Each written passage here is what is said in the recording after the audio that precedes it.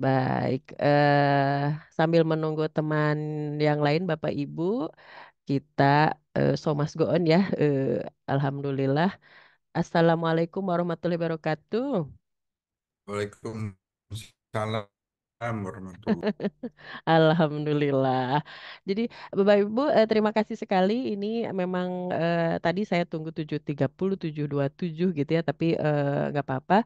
Bapak Ibu kita tetap jalan saja sesuai dengan penugasan. Hari ini Alhamdulillah sudah masuk sesi ketiga di mata kuliah Manajemen Risiko Pariwisata Bapak Ibu. Jadi pastinya selalu kita awali dengan basmalah, Bismillahirrahmanirrahim. Insya Allah apa yang kita obrolkan ini hari ini Bapak Ibu adalah lebih ke sharing-sharing ya. Apalagi Bapak Ibu sudah praktisi semua, kita sharing mengenai topik yang ada, kemudian bisa menambah perspektif pastinya, kemudian menambah keluasan untuk menjadi bekal diterapkan secara konsisten di dunia karir kita masing-masing.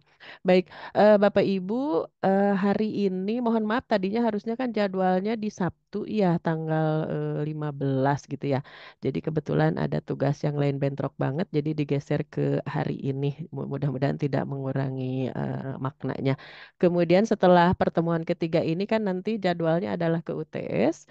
Pastinya saya juga sudah mulai melihat ininya ke arah nanti ada UTS yang akan disampaikan. Kemudian nanti target kita sebelum tahun baru tuh ada lagi pertemuan lagi 27, 28 teh harus sudah isi lagi 3 kali gitu. Jadi mudah-mudahan Bapak Ibu tetap semangat menyelesaikan apa pertemuan kita totalnya di 6 kali pertemuan begitu Bapak Ibu. Bapak Ibu, hari ini kan sudah masuk ke pertemuan ketiga. Nah, ini adalah kita masuk ke topik di manajemen risiko pariwisatanya. Jadi seperti yang di awal, pada saat bridging yang lalu, di pertemuan ke-1 dan kedua itu adalah saya bridgingkan tentang pariwisata, yaitu usaha pariwisata dan perundang-undangannya. Nah, untuk pertemuan ketiga, 4, dan 5 itu kita akan membahas ngobrol tentang manajemen risikonya. Eh, kita bagi 3 sesi. Manajemen risiko awal ini sekarang lebih ke pengantarnya dulu, definisi, lalu identifikasi risikonya, kemudian menentukan peringkatnya juga nanti ada, kemudian pengelolaan risikonya. Mata kuliah ini saya kembali ingatkan kepada Bapak Ibu bahwa nantinya Bapak Ibu memahami dapat menganalisis berbagai konsep, metode, teknik, dan strategi manajemen risiko pariwisata. Saya ambilkan Bapak Ibu ini saya summary-summary dari ISO 31000 dari yang sudah dilakukan oleh beberapa konsultan, kemudian sudah dilakukan SK-SK oleh beberapa perusahaan usaha pariwisata. Jadi saya ambilkan yang istilahnya apa ya, yang lebih simple supaya kalau teoritis banget kan rada panjang kesananya ya Bapak Ibu. Baik, sesi sekarang akan kita obrolkan tentang lebih kepada definisi dan pengertian umumnya begitu Bapak Ibu. Nah, ini secara dari ISO itu ada pendapat tentang risk ya, resiko adalah dari konsultan, dari akademisi dan dari pengusaha. Ternyata kesepakatan dari 3 unsur itu adalah manajemen risiko itu, pengelolaan risiko itu berhasil eh, justru masuk pada kemampuan manusianya begitu. Dan pada pernyataan dari ketiga unsur ini ternyata risk management itu adalah masuknya di people dan proses Bapak Ibu. Berarti kan kita seperti kita ketahui di organisasi itu kan ada 4 pilar ya Bapak Ibu, ada manajemen keuangan, manajemen pemasaran, manajemen SDM, manajemen operasi atau produksi, lalu yang kelimanya manajemen riset and development. Nah, risk management ini kalau dari sisi teori dan pendapatnya ini adalah berarti masuk ke bisnis proses Bapak Ibu. Jadi ke manajemen operasi atau manajemen produksi Bapak Ibu. Jadi nanti kalau suatu saat Bapak Ibu mau ada judul-judul untuk skripsi kan kemarin dari dulu pertemuan yang lalu saya sudah sampaikan ke Bapak Ibu dalam 1 pilar gitu. Jadi jangan loncat pilar. Nah, ini juga menarik Bapak Ibu untuk diteliti tentang manajemen risiko usaha pariwisata dari yang standar dan kenyataannya untuk Bapak Ibu bisa sumbangsih kontribusinya gitu. Jadi secara alurnya seperti itu. Nah, saya sampaikan secara pengertian ini ISO 31000 memang tebal ya Bapak Ibu, semuanya ada juga. Tapi ternyata pengelompokannya tuh kalau di ISO 31000 itu adalah satu adalah berisi lingkup. Kemudian yang kedua adalah terminologi dan definisi, lalu ketiganya adalah prinsip-prinsip, lalu keempatnya adalah kerangka kerja, lalu kelimanya adalah prosesnya, begitu. Jadi secara klausulnya ada 5 Bapak Ibu di ISO 31000 ya. Tapi nanti kita juga praktekkan juga beberapa prinsip sebetulnya lebih ke pengelompokannya aja sih Bapak Ibu. Tapi secara fixnya SNI ISO 31000 berarti ada 5 lingkup, lingkup ruang apa 5 klausul maaf. Klausul pertama ada lingkupnya, yang kedua adalah terminologi atau definisinya, yang ketiga prinsip-prinsipnya, lalu yang keempat kerangka kerjanya, yang kelima adalah proses manajemen resikonya. Ini secara mudahnya. Kemudian, nah ini kan kita masuknya ke pengertian umum Bapak Ibu ya. Jadi kita masuk dulu ke arah pengertian-pengertian. Risiko adalah potensi terjadinya suatu peristiwa kejadian dalam lingkup proses, bisnis, atau pekerjaan, baik yang dapat diperkirakan maupun tidak dapat diperkirakan, yang dapat menimbulkan dampak negatif bagi pencapaian visi misi, tujuan, atau sasaran perusahaan. Tuh. Risiko adalah potensi terjadinya suatu peristiwa, baik yang diperkirakan maupun tidak dapat diperkirakan, tuh, yang berakibat atau berdampak negatif bagi pencapaian visi misi tujuan perusahaan. Menurut Abbas, nah teori dari Haji Abbas Salim, pengertian risiko adalah ketidakpastian atau uncertainty yang mungkin melahirkan kerugian. Jadi ketidakpastian tapi yang mengarah kepada dampak kerugian gitu. Kalau ketidakpastian yang menguntungkan itu juga apakah itu disebut risiko atau bagaimana? Berarti kalau over juga kan salah satunya juga tidak baik ya kalau dari perencanaan terus over, nah atau surplus, nah itu apakah masuk ke manajemen risiko, risiko keuntungan misalnya atau masuk ke harus yang rugi aja. Nah, secara pendapat dari ISO ini dan dari beberapa ahli bahwa manajemen risiko atau istilah risiko itu adalah yang mengarah ke kerugian Bapak Ibu atau nilai negatif gitu. Kita sepakati dulu di situ. Lalu kebijakan risiko adalah pernyataan dari keseluruhan maksud dan arah suatu organisasi yang terkait dengan manajemen risiko. Jadi tadi risiko itu uncertainty, ketidakpastian yang mengarah ke dampak negatif yang menghambat visi misi tujuan perusahaan.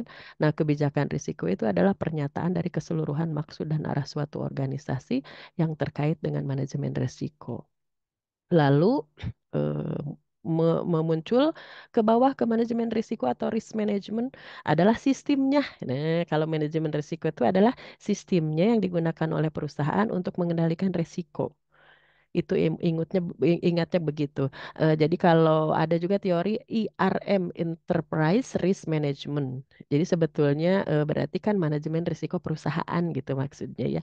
Jadi ini kalau bahasa Indonesianya manajemen risiko, risk management ada yang suka nambahnya IRM, Enterprise Risk Management. Itu sebetulnya maksudnya adalah sama. Intinya adalah sistem yang digunakan perusahaan untuk mengendalikan risiko. Nah, di dalam manajemen risiko ini ternyata tuh sudah ada meliputinya satu penetapan definisi, jadi harus disepakati dulu definisi atau konteksnya. Yang kedua adalah identifikasi, lalu yang ketiga pengukuran dan analisis, yang keempatnya menentukan peringkat risiko, lalu kelimanya pengelolaan, lalu keenamnya pengendalian atau mitigasi dan tindakan, serta monitoring atas risiko. Itu secara alur di manajemen risiko tuh berarti ada unsur sistem, ada unsurnya di dalamnya, alurnya penetapan definisi, identifikasi, pengukuran dan analisis, lalu jangan lupa ini menentukan peringkatnya atau kriterianya, lalu pengelolaan, pengendalian mitigasinya dan tindakannya serta harus sampai ke atas monitoring atas risiko, sampai ke monitoring evaluasi begitu maksudnya Bapak Ibu ya. Nah, di sini saya masukkan juga, saya tambahkan ada risiko dapat dikelompokkan berdasarkan beberapa jenis tuh. Ada ternyata ada 5 ya yang disampaikan di sini. Risiko spekulatif, yaitu risiko yang mengandung dua kemungkinan, yaitu kemungkinan yang menguntungkan atau kemungkinan yang merugikan. Nah, mulai ada yang berarti ada yang menguntungkan tuh di risiko tuh ya, ada yang merugikan. Contohnya usaha atau bisnis dalam bentuk perjudian, pembelian saham, pembelian valuta asing, saving dalam bentuk emas dan akibat perubahan tingkat suku bunga bank. Itu resiko spekulatif. Berarti ada dua unsur kemungkinan menguntungkan atau merugikan. Lalu yang kedua jenisnya atau kelompok resiko itu risiko murni, Bapak Ibu, yaitu risiko yang hanya memiliki satu kemungkinan, yakni hanya kemungkinan kerugian. Contohnya kerugian akibat bencana alam, banjir, gunung meletus dan lain-lain. Risiko murni ya satu. Nah ini di sininya adalah dicontohkannya dari alam. Kemudian yang ketiga, Bapak Ibu jenisnya risiko itu ada risiko pasar, yaitu risiko yang terjadi akibat persaingan usaha, Bapak Ibu, perubahan pola persaingan, daya hidup pelanggan, dan munculnya pesaing baru yang besar di pasar produk perusahaan kita. Dampaknya mengurangi jumlah persentase pasar dan omset penjualan. Nah, yang sering itu dalam bisnis Bapak Ibu rata-rata berarti risiko pasar ya kan dinamis banget ya berarti karena ada persaingan usahanya juga, dinamika dari konsumen juga, pasar targeting, segmentingnya juga berubah gitu. Nah, ini mengurangi jumlah presentasi pasar dan omset penjualan. Ini yang Bapak Ibu pasti risiko pasar ini yang kenceng digunakan nih Bapak Ibu ya.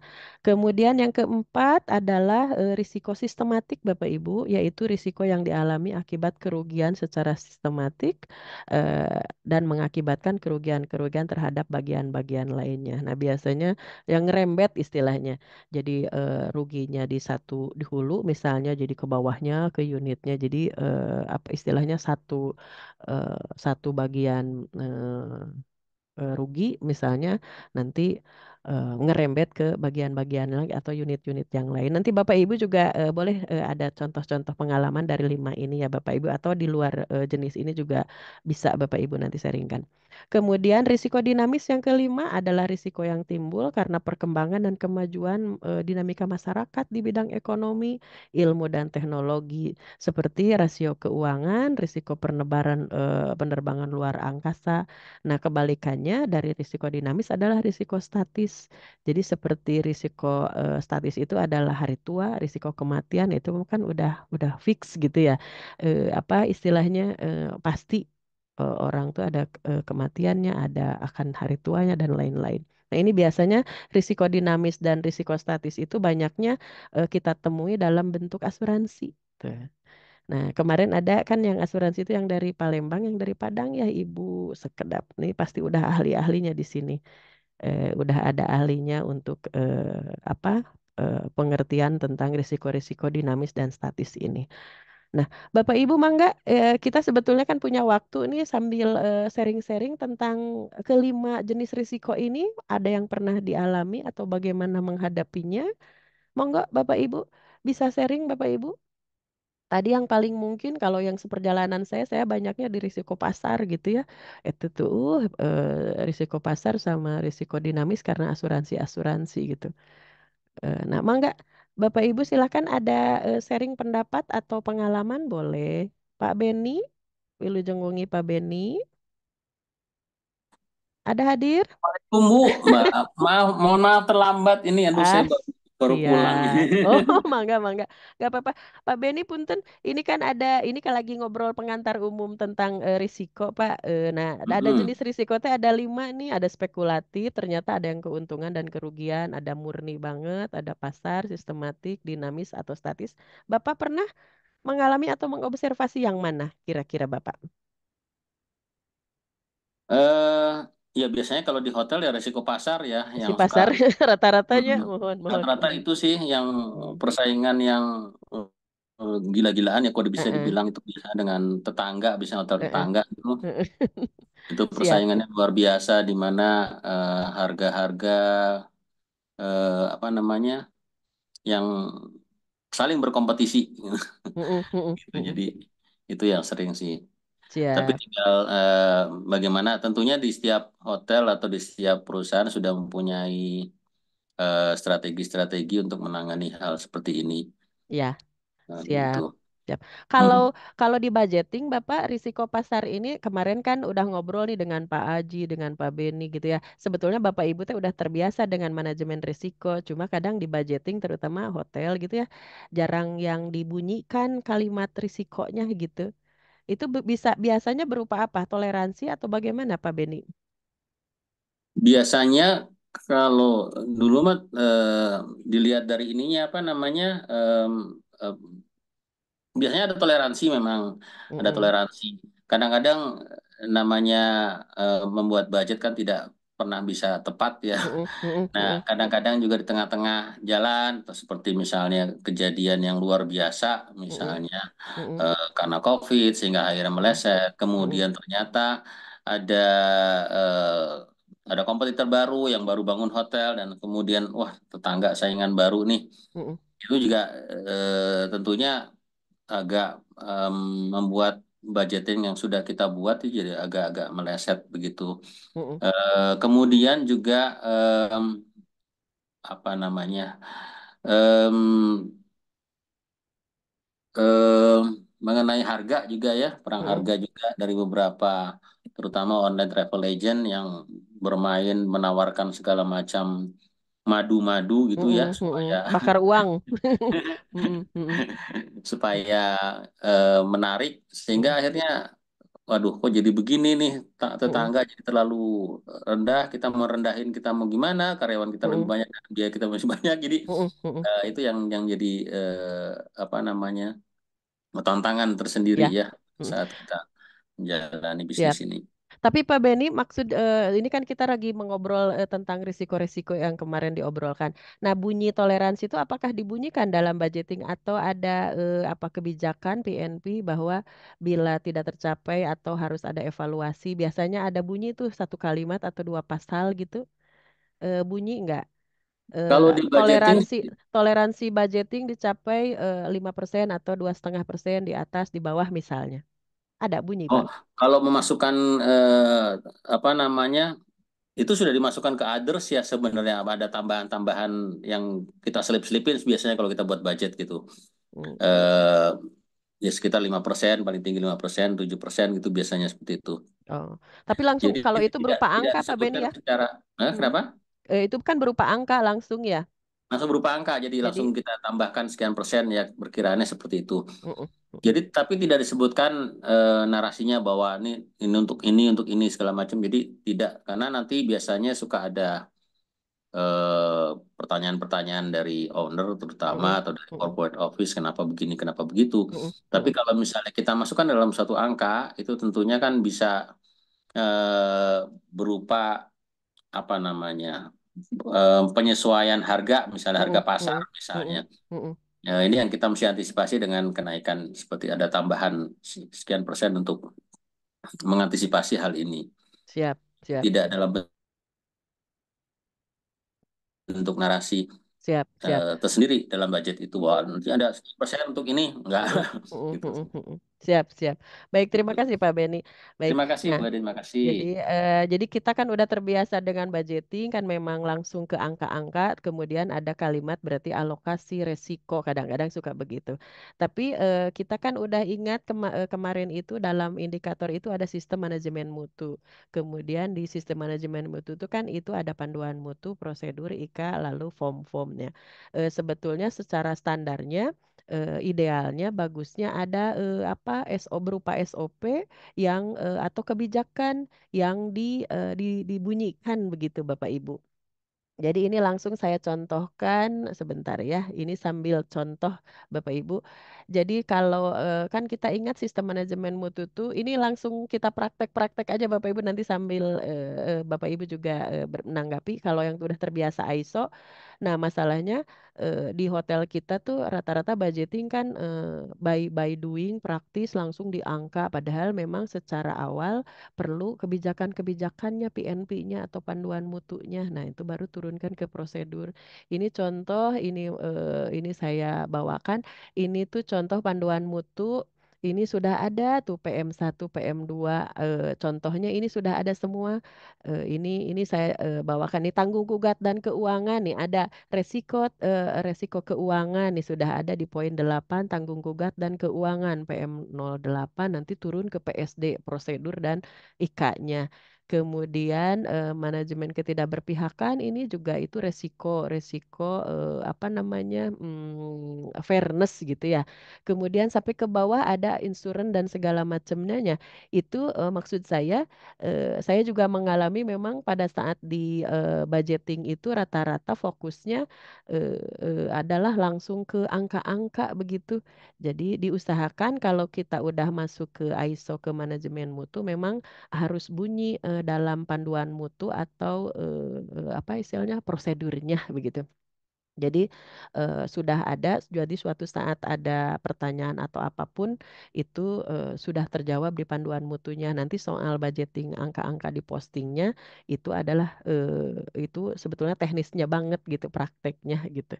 Begitu Bapak Ibu Pak Beni. Nah barangkali yang sudah terbiasa ISO itu kemarin kan Pak Budi ya yang PT Jaya Ancol itu sudah terbiasa ISO juga. Jadi biasanya ada yang holding, yang apa. Nah, saya juga sekarang mulai belajar juga Bapak Ibu juga pasti pada saat apa namanya audit internal kemudian nanti masuk ke satu perusahaan itu berarti kita ingat ke panduan mutunya atau PNP-nya langsung nanti ada prosedurnya. Jadi tidak kalau budgeting yang langsung posting angka itu adalah doing-nya gitu, Pak.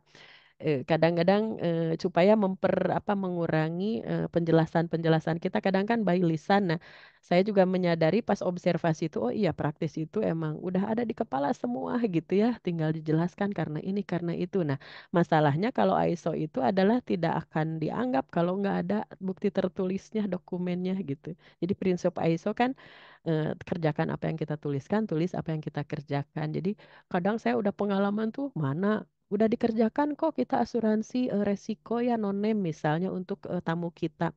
Mana aturannya katanya. Langsung aja judulnya teh bukti bayar. Jadi harus ada itunya dulu misalnya kayak begitu. Nah, terima kasih Pak Beni. Bapak Ibu ada yang pengalaman barangkali untuk contoh-contoh sambil barangkali prakteknya di perusahaan Bapak Ibu? Mangga Pak Beni tadi udah terima kasih di hotel sudah ada budgeting sudah dialokasikan langsung berupa angka-angka lalu penjelasannya pasti ada kalimat narasinya dalam bisnis plan kan suka ada kalimat narasi itu kenaikan valuta sekian kenaikan ekonomi sekian. Nah cuma memang ada perlu juga di panduan mutu atau PNP-nya begitu. Bapak Ibu ada yang sharing pengalaman? Barangkali ada yang lebih dari ini tentang jenis risikonya. Monggo. Silakan Bapak Ibu.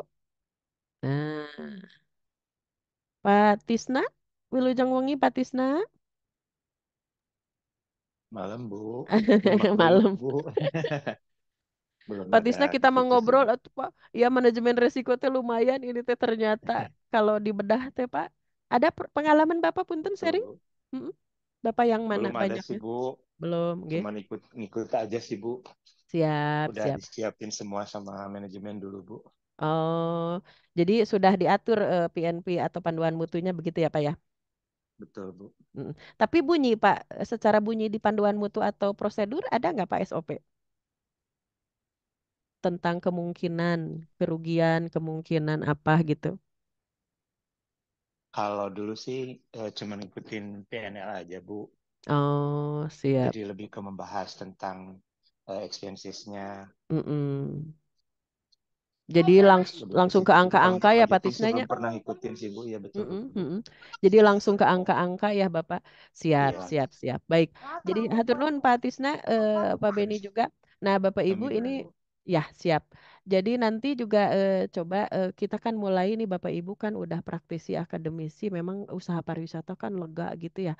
Jadi mulai saja kita sudah aware kepada sistem manajemen mutu. Nah, sistem manajemen mutu atau ISO lah di atasnya, berarti segala sesuatu kita bisa susunkan gitu ya. Baik, kita lanjutkan dahulu. Ternyata risiko itu kan oh macem-macem gitu ya. Kemudian ini masih pengertian Bapak Ibu. Nah, ini masuk ke pengendalian existing control. Ini adalah cara yang sebelumnya telah atau ada dilakukan oleh risk owner dalam mengantisipasi risiko yang timbul. Jadi pengendalian existing control tuh biasanya yang sudah ada di perusahaan itu, misalnya SOP. SOP itu bentuk ini loh pengendalian Bapak Ibu.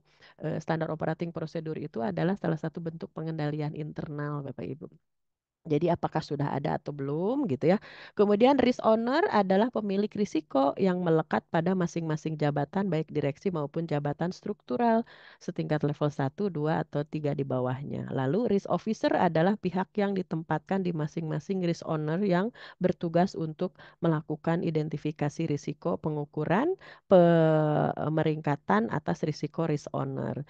Jadi di dalam kemarin juga Pak Budi tuh PT Jaya Ancol atau siapa yang sudah ISO pasti ada di dalam SK tuh ada yang ditentukan dulu secara struktur organisasi itu siapa risk ownernya gitu. Jadi penanggung jawabnya seperti di Kemenpar aja itu ada Bapak Ibu nanti ada lampiran di Kemenpar itu juga manajemen risiko Kementerian Pariwisata. Tiap kementerian ada manajemen risikonya. Nah, risk ownernya langsung Pak Menterinya, tapi dari menteri itu ditunjuklah risk officer penanggung jawabnya begitu. Kalau di IRT, kalau emergency response team kan berarti GM-nya nanti dia nunjuk siapanya gitu.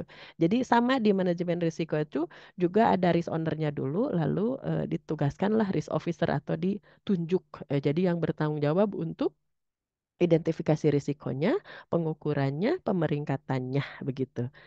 Nah, itu secara ini masih pengertian-pengertian Bapak, tapi dari pengertian ini kita udah langsung, oh itu maksudnya gitu. Maksud saya seperti itu karena memang lumayan kalau di bedah ISO-ISO itu rada lumayan juga gitu ya berapa halaman tuh hampir 400-an 300-an. Jadi saya ambil yang simple-simpelnya dulu. Kemudian setelah dari risk owner risk officer ada, nah muncullah kerangka kerja manajemen risiko.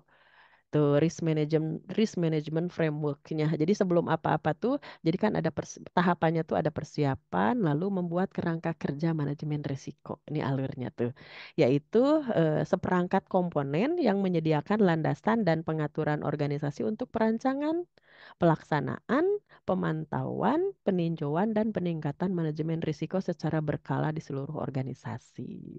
Jadi mulailah bikin kerangkanya dulu gitu.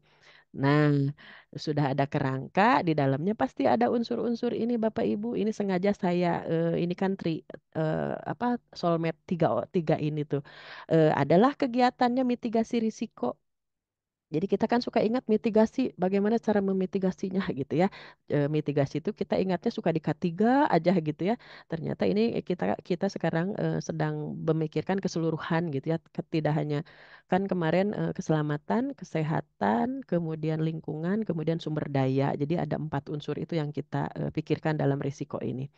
Mitigasi risiko adalah rencana atau cara yang akan dilakukan oleh risk owner untuk mengurangi dampak atau kemungkinan risiko. Jadi kalau mitigasi risiko itu ada 2 jenisnya. Jadi memikirkan kemungkinan risikonya lalu dampak risikonya itu saya juga suka ingatkan itu loh ada 2 gitu. Kemungkinan risikonya dan dampak risikonya. Kemungkinan risiko itu adalah intensitas atau peluang terjadinya risiko yang diukur ada yang level 1 sampai 5, ada yang 1 sampai 3. Saya buatkan ini 1 aja dulu sampai 3 dulu gitu ya. Tapi tergantung Bapak Ibu. Nah, ini yang harus Bapak Ibu nanti tentukan mau berapa level, mau 1 sampai 3 atau 1 sampai 5 itu nanti dituangkan dalam 1 SK, ada keterangannya. Kemudian kemungkinan risiko itu intensitasnya sering terjadi tidaknya gitu ya. Lalu dampak risikonya adalah kerugian atau potensi timbulnya risiko yang diukur dari level 1 dan level 3 begitu. Jadi saya juga ini sambil nge-refresh lagi gitu kalau udah di ISO tuh oh itu kalau udah Bapak Ibu berhadapan dengan audit ya auditor atau akreditasi nah itu juga wah kenceng banget ke sistem manajemen mutu ISO-nya. Jadi udah pinter tuh dari atas ke bawahnya nggak ada katanya. Ini berapa nyambung gitu. Jadi kita ingat mitigasi risiko adalah rencana cara atau tindakan yang akan dilakukan untuk mengurangi dampak atau kemungkinan risikonya. Nah, di risiko itu ternyata harus dipikirkannya ada kemungkinan risiko dan ada dampak risikonya. Ada dua itu yang diukur ya, ditentukan peringkatnya. Lalu tingkat risikonya, nah level of risk besarnya risiko atau kombinasi risiko yang dinyatakan dalam kombinasi konsekuensi dan kemungkinan kejadian-kejadiannya. Nah, mulailah ada penilaian risiko, risk assessment, keseluruhan proses dari identifikasi risiko, analisis risiko, serta evaluasi risiko. Jadi kalau penilaian risiko otomatis kan melihat kenyataannya dibandingkan dengan standar yang seharusnya begitu. Ini yang namanya menilai kan ada gap atau tidak gitu. Kemudian muncul aja profil risiko. Setelah keseluruhan itu muncul profil risikonya yaitu deskripsi dari sekelompok risiko-risiko. Jadi seperti itu secara definisi kita sudah obrolkan.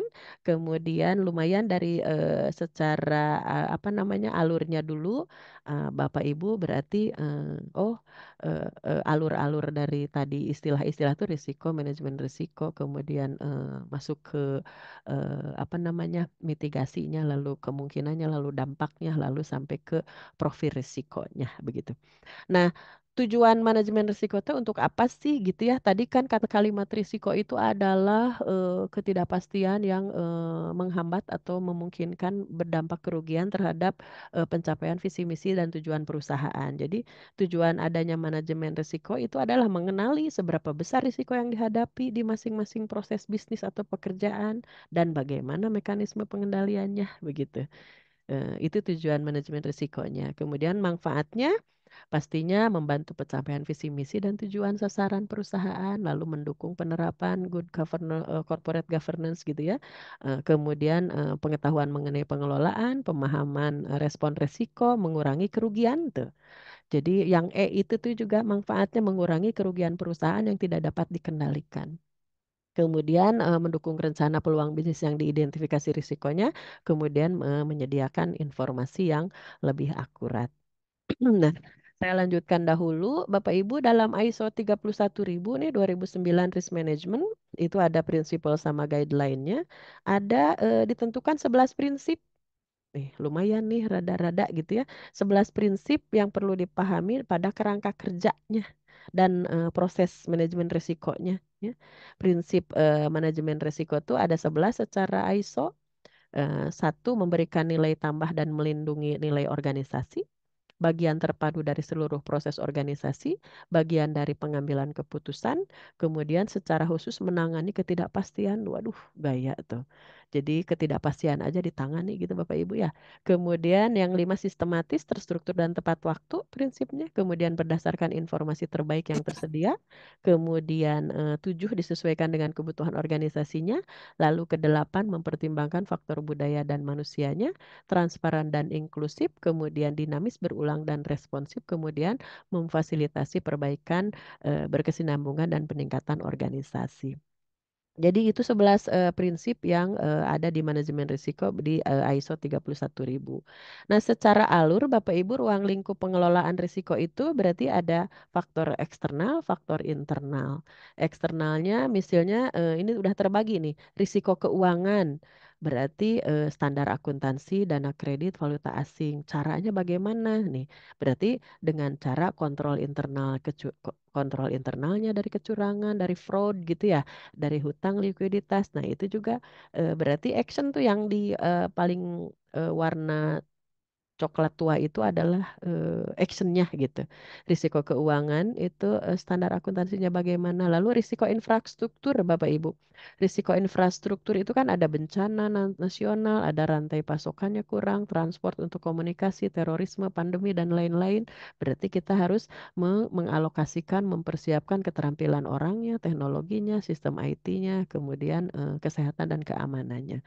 Faktor internal, maaf, jadi eksternal itu yang dari unsur luarnya, yang coklatnya itu berarti kan persiapan dari kitanya gitu ya, internalnya. Kemudian risiko pasarnya ada persaingan, lingkungan, persyaratan regulasi.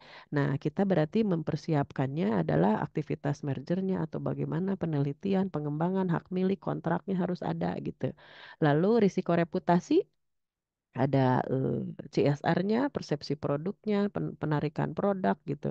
Kemudian perilaku dalam bersaing, berarti internalnya kita siapkan perluasan merek, komposisi, pengendalian lingkungan dan lain-lain. Nah, ini adalah secara ruang lingkup di pengelolaan risiko organisasinya, bagaimana yang eksternal dan bagaimana yang internalnya.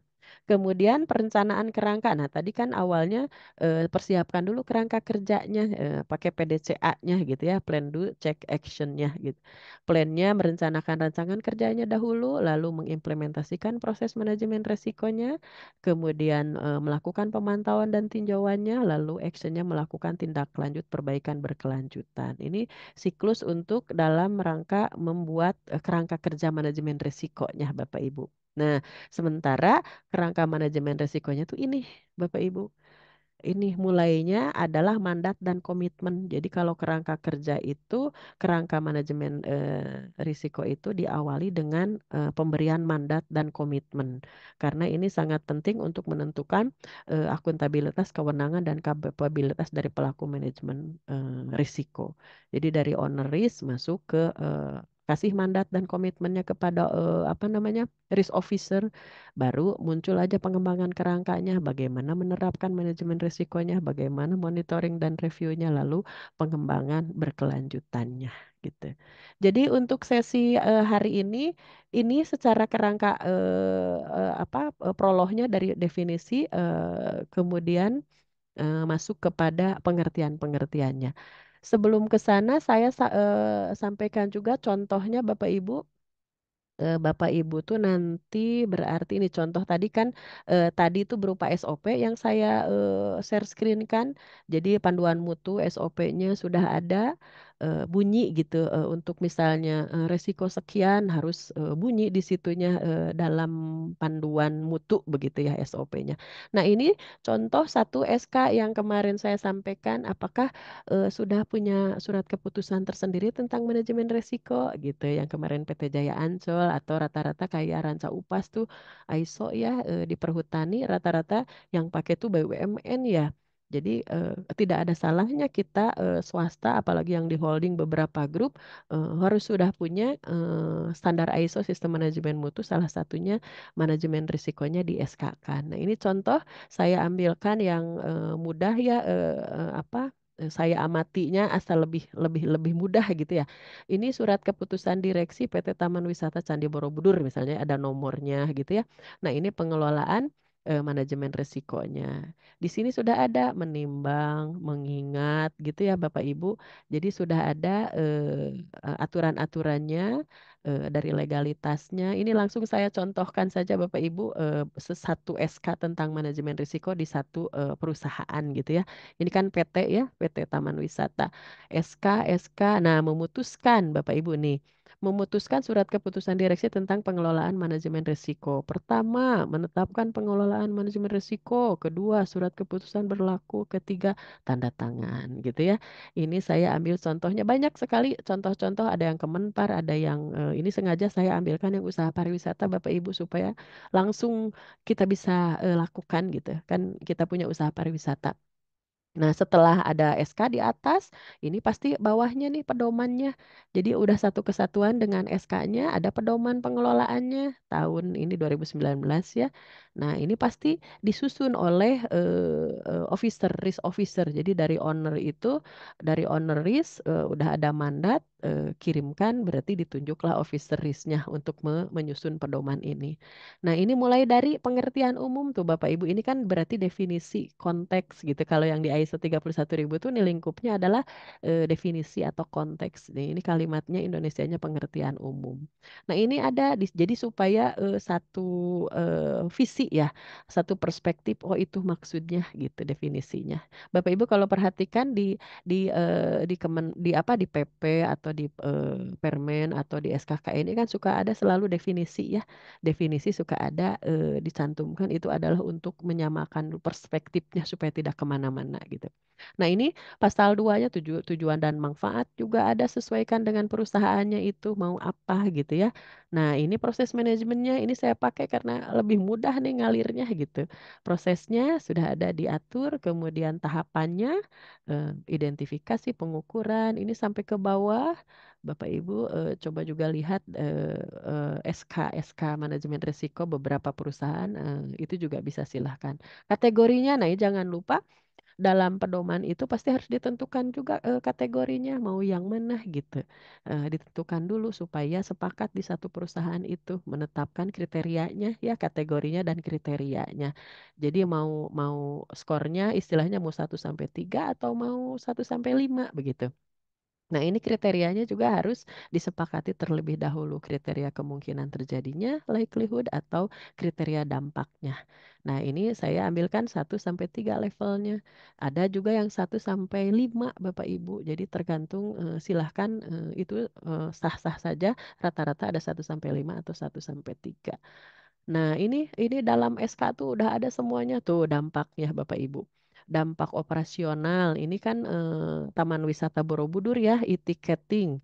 Fasilitasnya berarti operasional nih pengunjung kurang dari 5 detik tuh. Arus pengunjung terganggu kurang dari 5 detik, dihitung tuh Bapak Ibu, detik loh ya. Nah, kebayang sistem manajemen risiko ini usaha pariwisata hitung-hitungan Bapak Ibu kan terbiasa kalau di hotel tuh misalnya tamu check-in dilayani maksimum 5 menit misalnya. Kamar dibersihkan satu room apa vacant dirty adalah misalnya 10 menit. Nah, itu tuh di satu sisi otomatis juga bisa mulai Bapak Ibu mulai menyusun kriteria-kriteria risikonya ini di operasional ya Bapak Ibu. Kemudian dampak reputasi itu Bapak Ibu reputasi itu ada potensi timbul opini negatif gitu ya. Kayak kemarin nih yang ada masuk ke viral itu apa ya selebriti terus barangnya dikeluarin sama hotel di Pontianak ya. Jadi check out time-nya kemana, jadi barangnya tuh udah ada di hotel padahal masih jam 12.30 katanya tuh viral segala macam. Nah itu kan dampak reputasinya harus dipikirkan gitu. Itu harus hati-hati banget udah ditentukan dari awal gitu ya. Kemudian dampak strategisnya tuh ada potensi tingkat ketidaktercapaian terhadap RKAP atau budgeting. Ini dihitung loh Bapak Ibu, dampak strategis. Jadi bunyi gitu tidak hanya masuk di kalimat prolog di business plan tuh kan suka ada tuh arah ketidakpastian. Nah, bagusnya adalah sudah ada di dalam panduan mutu atau SOP-nya bunyi juga gitu seperti ini nih. Ketidaktercapaian kurang dari 5% berarti rendah. Kalau lebih dari 6 sampai 10 berarti sedang. Kalau 11 sampai 15 berarti tinggi. Nah, itu juga sudah dipikirkan jenis dampaknya Bapak Ibu. Dampak SDM misalnya ada yang cederanya ringan, tidak sampai tidak masuk kerja. Nah, itu juga ada ya. Kemudian dampak hukum legal tuh Bapak Ibu timbulnya pencemaran nama baik, timbulnya respon negatif. Nah, misalnya ada yang demo, misalnya gitu ya, atau legalitas kita sampai dipanggil dan segala macam. Nah, ini juga dipikirkan secara manajemen risiko tuh kriteria-kriterianya harus ditentukan dulu dari awal gitu. Nah, ini penilaiannya ini sampai ada semuanya Bapak Ibu. Nih, satu ini.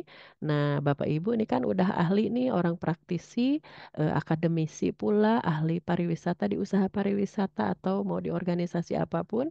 Oh, berarti sekarang mulai ngeh sistem manajemen mutu, kemudian ISO lebih tertib lagi, berarti sudah ada manajemen risikonya tersendiri secara SOP atau PNP gitu ya. Penanganan risiko sampai ke bawah terus sampai pelaporan Bapak Ibu, sampai dengan form-formnya. Itu saya berikan langsung contoh supaya terbayang Bapak Ibu, itulah maksudnya manajemen risiko yang sudah menjadi keputusan di satu perusahaan itu idealnya adalah di SK-kan begitu. Monggo Bapak Ibu ada tanggapan? tentang proloh-proloh ini dan contoh-contoh tadi SK sampai di SK kan, kemudian apalagi sudah ISO, mangga. Ada pengalaman barangkali Bapak Ibu supaya bisa sharing bersama. Karena saya juga merasa kalau di hotel istilahnya ya kita konsennya ke budgeting lalu bisnis plan aja. Bisnis plan kan kalimat-kalimat tuh. Jadi sebetulnya selain bisnis plan yang ada kalimat-kalimatnya diusahakan juga ada panduan mutu atau SOP yang bunyi tentang risiko atau menangani ketidakpastian. Mau nggak Bapak Ibu? Ada tentang penyusunan-penyusunan ini? Siap. Pak Moyo, Wilujeng Wengi Pak Moyo.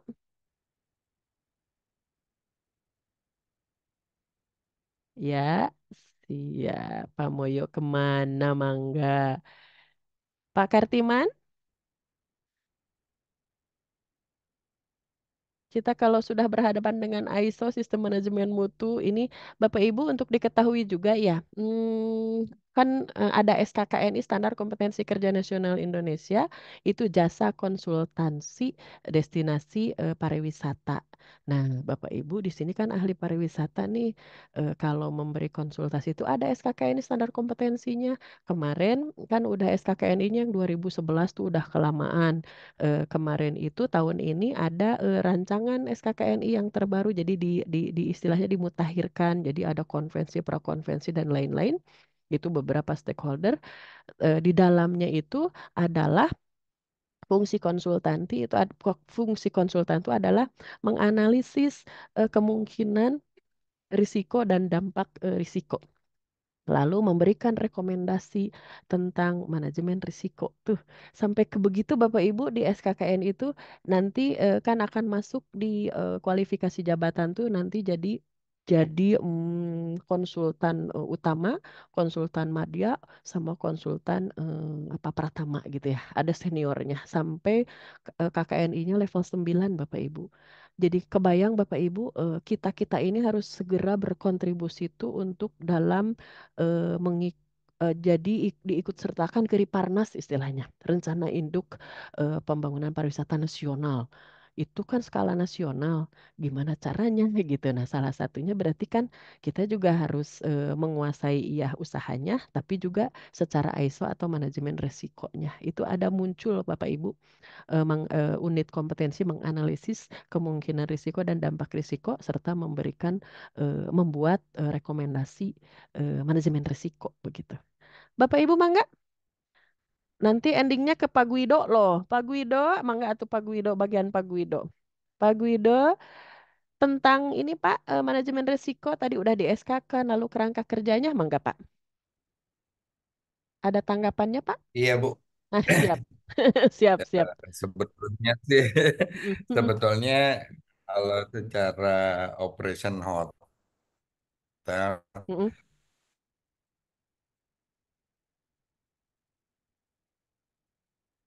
Gimana Pak?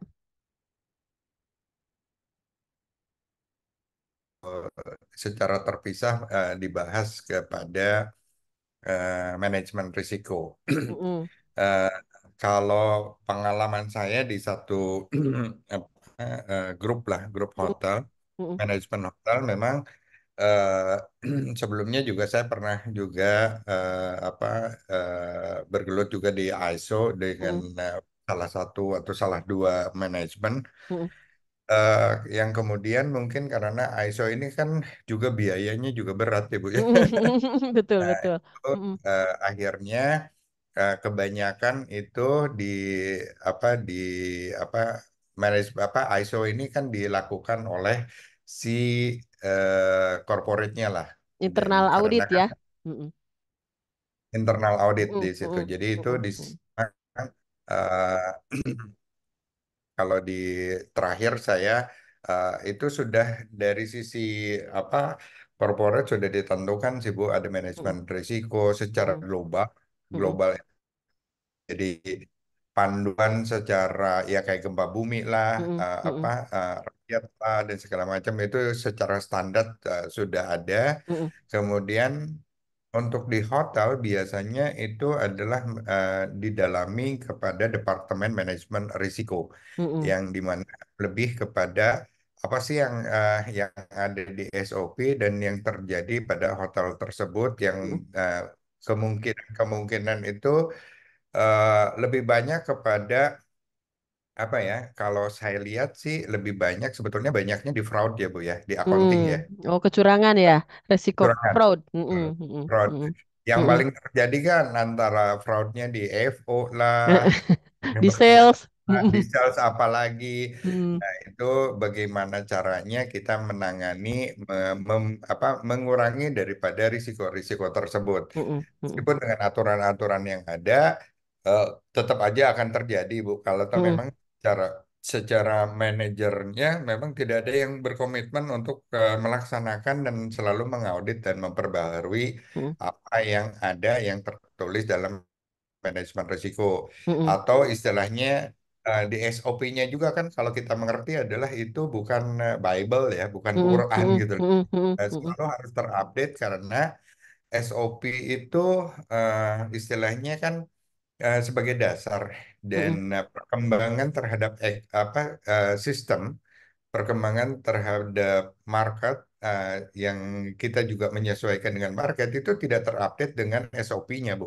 Mm-mm. Jadi kopinya itu yang zaman bahela karena Mm-mm. sifatnya ya meneruskan atau eh, ada hotel baru atau hotel ini hanya mengcopy tetapi tidak Iya. apa yang selalu yang Mm-mm. terjadi gitu. Dikopas aja ya. Sebetulnya Mm-mm. betul, Mm-mm. betul. Mm-mm. Dan kalaupun tidak mengikuti ASO, sebetulnya kita hanya menerjemahkan daripada SOP yang ada, Mm-mm. yang telah Mm-mm. kita revisi, kita buat, Mm-mm. kemudian kita masukkan kepada manajemen risiko atau daftar khusus lah di situ. Mm-mm. Kalau Mm-mm. memang belum berjalan dengan adanya apa keputusan atau apa penunjukan atau Mm-mm. satu inilah dari Mm-mm. itu. Tapi yang banyak yang tersedia itu kan dari manajemen risiko larinya ke fire apa ya penanganan Ke dalam ketiga ya. perkara. Mm-mm. Betul, Mm-mm. ketiga. Mm-mm. Yang Mm-mm. ketiga itu sebetulnya adalah Mm-mm. manajemen risiko, tetapi Mm-mm. banyak orang yang tidak mengerti dan tidak mengetahui dan meskipun ada aturannya dan tidak pernah di training, Mm-mm. Mm-mm. yang ditrainingkan itu adalah hanya mempergunakan alat. Pada Mm-mm. saat kenyataannya ada alarm pada kabur semua, dia Betul, betul. menyelamatkan tamunya ditinggalin. Mm-mm. Mm-mm. Betul, betul, Pak. Betul. Kalau buat saya sih eh, memang kalau memang belum mengerti terlalu banyak terhadap manajemen risiko ya saya selalu menyarankan atau saya selalu masuk mengajak ke apa timnya Mm-mm. untuk melihat daripada apa sih risiko yang ada. Mm-mm. Eh, Mm-mm. Sama kan waktu zaman-zaman kemarin atau pernah terjadi di FO ini kan banyak yang apa ya Bu yang dihipnotis ya Bu ya. Iya, iya. Mm-mm. Nah, Mm-mm. itu juga Mm-mm. salah satu manajemen risiko. Iya, benar-benar, Pak. Nah, Mm-mm. bagaimana caranya kalau ini, nah itu Mm-mm. kan ada sisi psikologis, ada sisi sistem yang kita Mm-mm. juga harus diterapkan. Kalau ada tamu yang begini, Mm-mm. apa indikasi dan segala macam itu juga Mm-mm. harus ada sih. Iya. Dan saya sih mungkin ya kembali ke pemahaman risiko itu sampai di mana, karena Mm-mm.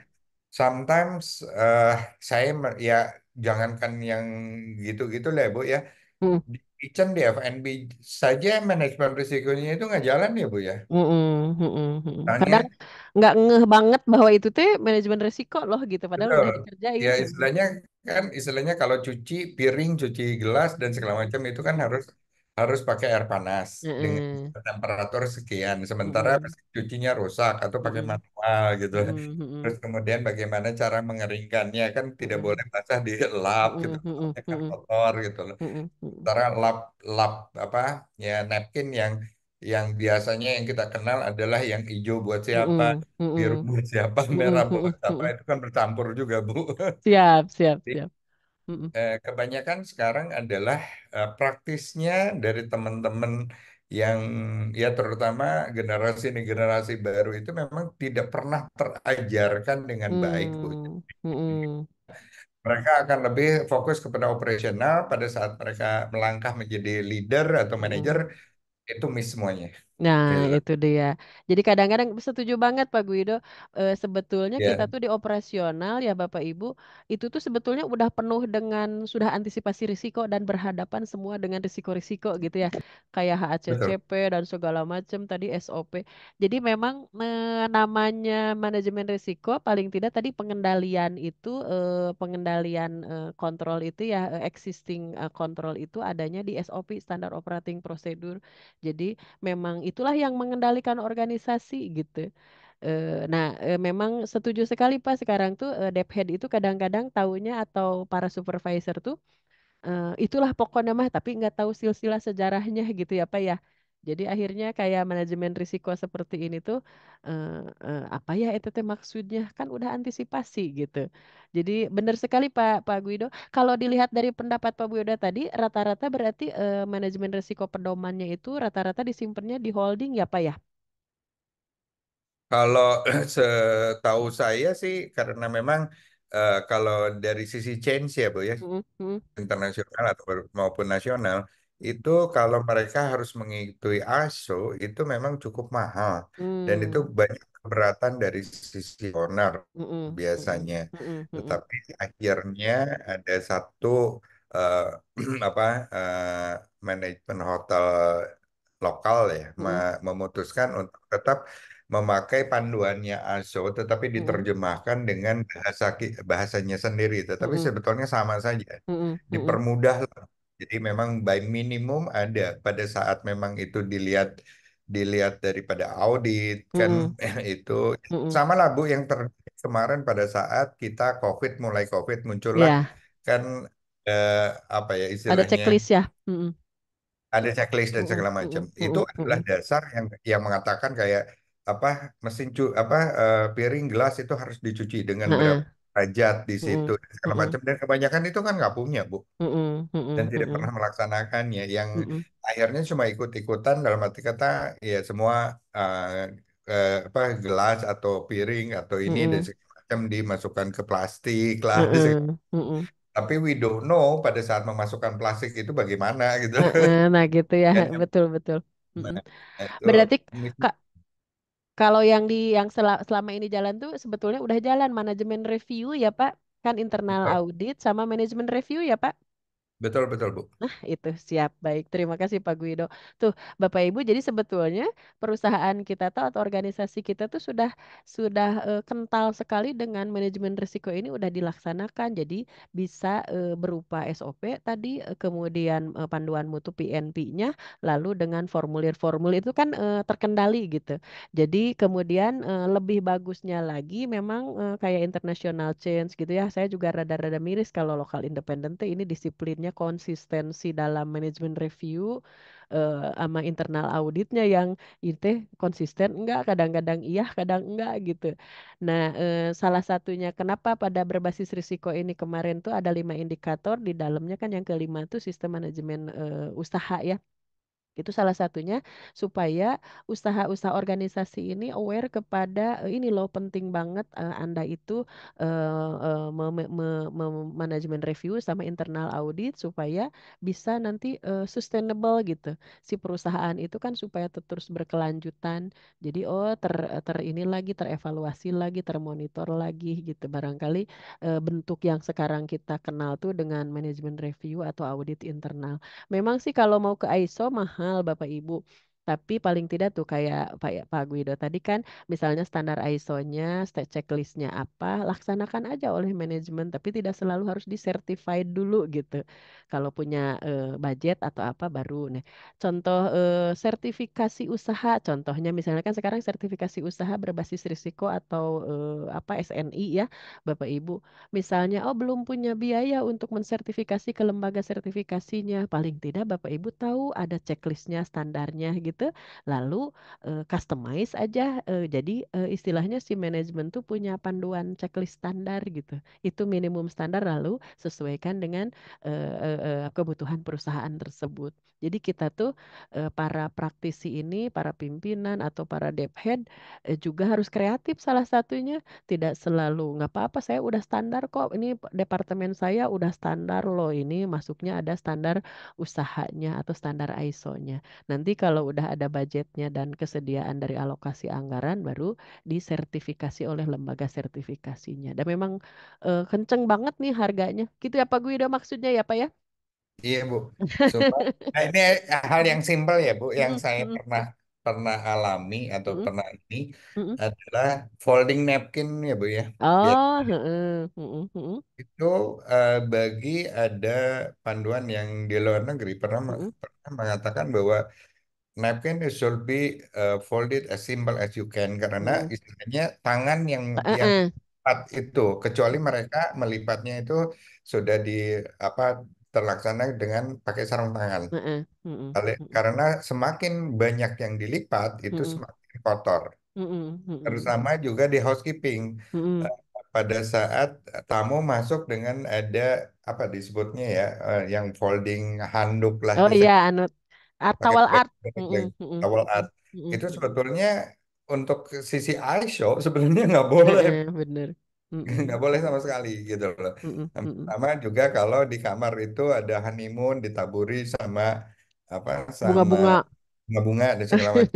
Itu Heeh, risiko juga gitu loh. heeh, heeh, Risiko heeh. dalam arti kata sebetulnya risikonya lebih banyak ke dalam ya Bu ya. Kalau toh memang Ya, itu si apa si apa bunga-bunganya itu langsung apa dipakai tidur dan segala macam itu kan akhirnya linennya rusak dan segala macam. heeh, heeh. Risikonya adalah ya Ada linennya spotting ya. Heeh. ya udah harus dipotong dan kalau udah pakai bunga itu kan udah mawar apalagi udah susah di spottingnya. Ya, siap, siap. Jadi memang apa program apa atau tindakan apa yang akan kita lakukan pasti harus sudah dipikir gitu nanti plus minusnya. Nah, mudahannya mah kayak begitu ya. Siap, baik. Terima kasih Pak Guido. Tuh kan Bapak Ibu kita dari secara prolog sebetulnya itu tadi saya juga sampaikan ke Bapak Ibu udah terbiasa Bapak Ibu tuh dengan risiko-risiko gitu. Hidup ini adalah risiko kan? Hidup ini adalah pilihan. Nah, pilihan itu otomatis di dalamnya ada risiko-risiko ya. Istilahnya kalau saya mah hidup ini ya rasa kecewa dianggarkan gitu. Kadang-kadang gitu tuh ada. Itu juga kan cara menghadapi apa survivalnya salah satu contohnya di individu. Tapi kita sekarang fokusnya kan ini saya intermezzo aja ya ke dalam hidup aja gitu udah penuh dengan risiko pilihan berarti di situ berarti kita kalau udah ambil satu pilihan berarti kita terima risikonya salah satunya dalam kehidupan sehari-hari aja kita udah penuh seperti itu. Nah, Bapak Ibu lagi-lagi sekarang barangkali mudah-mudahan ternyata ini loh apa namanya yang namanya sistem manajemen mutu ISO itu kan sebetulnya tidak ribet-ribet amat juga gitu. Tapi hanya istilahnya coba dimudahkan, disederhanakan sebetulnya pengendalian internal udah ada SOP. Contohnya ada term and condition atau liabilities note misalnya di registration form. Ini Bapak Ibu mohon maaf ini contohkannya hotel ya Bapak Ibu. Bapak Ibu kan terbiasa juga check in. Nah, di registration form itu kan ada satu kalimat di situ di bawah sebelum tanda tangan itu adalah saya akan responsible for damage or loss gitu. Saya akan bertanggung jawab atas kerusakan dan kehilangan. Nah, itu tuh kan sah tuh. Jadi ada term and condition atau liabilities note istilahnya. Kemudian contoh juga saya ada kasus misalnya di resort yang besar di five star, five berlian bahkan. Jadi kalau ada spot and recreation berupa swimming pool, berupa spa misalnya ya. Nah, atau di usaha pariwisata spa juga, itu pada saat order itu harus diikrarkan ini ada alergi enggak, alergi oil atau ada apa gitu, kondisinya sedang hamil atau tidak. Nah, itu juga salah satu SOP itu adalah untuk memitigasi risiko Bapak Ibu. Jadi memang yang paling mudahnya ya udah ada panduan mutu PNP-nya, lalu ada SOP-nya, lalu ada formulir-formulirnya. Mudahnya mah begitulah ya secara manajemen risiko. Tapi kalau bisa juga Bapak Ibu mulai sekarang memikirkan apa istilahnya pedomannya gitu supaya terbaca oleh itu loh maksudnya di operasional tuh di manajemen tuh mengerti ini maksudnya ada itu tuh adalah sebagai bagian dari mitigasi atau antisipasi. Tadi Pak Guido juga sampaikan memang sekarang tuh anak-anak istilahnya mohon maaf supervisor ke atas tuh kan karena operasional rutin rutin rutin jadi nggak tahu apa itu maksudnya gitu kadang perlu juga didoktrin salah satunya tentang manajemen risiko ini gitu ya. Baik, Bapak Ibu, terima kasih sekali. Ini kita sudah masuk ke tahap sebetulnya dari definisi, kemudian pengantar. Tapi ternyata sudah alhamdulillah tuh Bapak Ibu sudah punya pengalaman yang banyak sekali. Nanti di pertemuan kedua itu langsung kita ke alur prosesnya supaya lebih lebih clear lagi Bapak Ibu tuh oh itu maksudnya itu gitu ya. Dan nanti ke depannya otomatis Bapak Ibu mulai mampu menentukan ini loh kriteria dan peringkatnya. Nah, itu sudah dimasukkan dalam satu apa istilahnya format pedoman atau apa namanya ya panduan risikonya begitu. Begitu terima kasih sekali Bapak Ibu. Alhamdulillah nih sudah pada semangat juga hadir. Materi sudah ada di Google Drive Bapak Ibu. Nanti kalau Bapak Ibu juga ada tanggapan di pertemuan berikutnya, mungkin ada contoh-contoh SK-SK atau apapun modelnya bisa sambil sharing bersama begitu.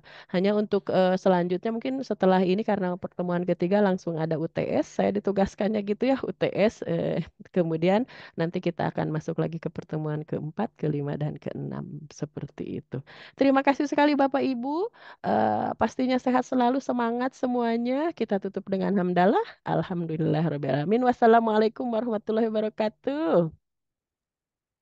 Waalaikumsalam Waalaikumsalam Waalaikumsalam warahmatullahi warahmatullahi wabarakatuh. Ya, wabarakatuh.